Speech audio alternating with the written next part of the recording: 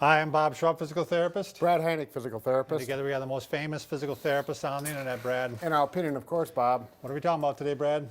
total hip surgery and exercises at home after you get home from the hospital. Okay. We just had one of our viewers ask for some exercises to do after you get home, and I have a patient right now. He's 4 weeks out. He's 58 years old, and we're doing exactly the same thing, so it's really good timing. Can I make a point? Sure. You know, a lot of times people don't even have therapy after total hip surgery. Right, A yeah. lot of times they go right home, so this is really good for them. Exactly. So, Good all right, point. let's get started. All right. So, I'm the patient. and I just want to review, you're going to have the precautions. Right. So you should know those by now, but we can review them. If you're sitting down, this is probably the biggest one. Do not bend forward like this to put your socks on or tie your shoes or whatever. Or standing, you should not do this. The other one is don't cross your legs. Don't cross your legs. Yep, don't do this kind of thing. The other one is if this is the new hip, don't point that toe inward. Right. And don't step, if this is the hip, don't step on that foot and then go like this. Oh, yeah.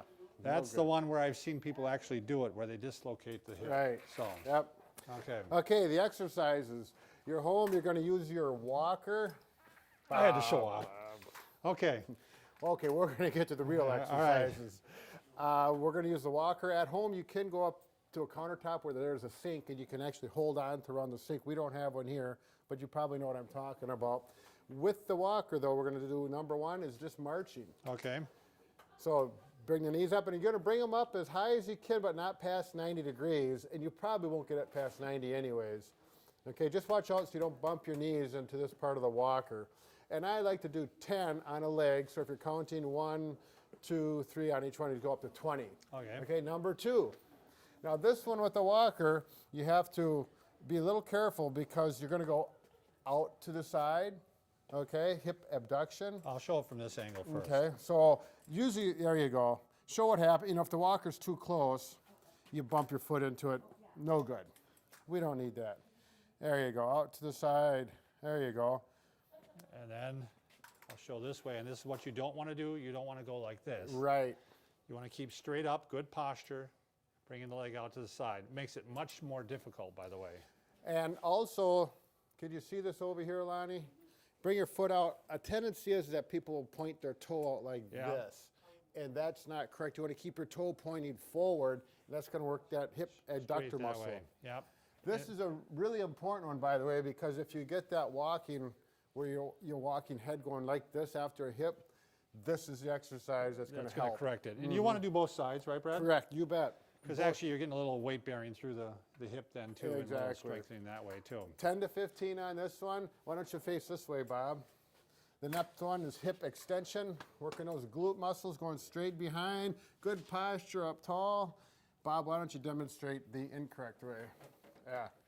Kind of one of those dipping birds, right? It's no good. Dipping out of the water. Yep, do them right, do them right. 10 to 15 on each leg as well. All right. And toe pointed straight forward again. Yep. Don't be turning it out to the side. Don't let that happen. Okay. Now this next one isn't really for the hip, but it's really good for your balance. Ankle strengthening, you're going to go up on your toes. Lonnie, can you see my Yep, toes? zoom down actually so you can see what's going on down here.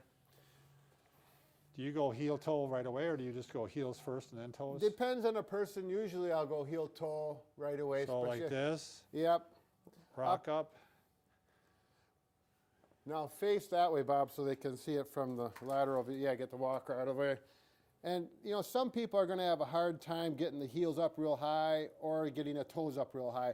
Even if you only get up a 1/4 inch, and sometimes people can only get their toes up a little bit, but you're still doing the same. Yeah, you're still getting the strengthening. The muscles are still working regardless if you're getting up as high as Bob is. So going to work those. Again, 10 to 15 of those. The whole thing is probably going to take you about 5 minutes at the most. When you're done, do those 3 times a day.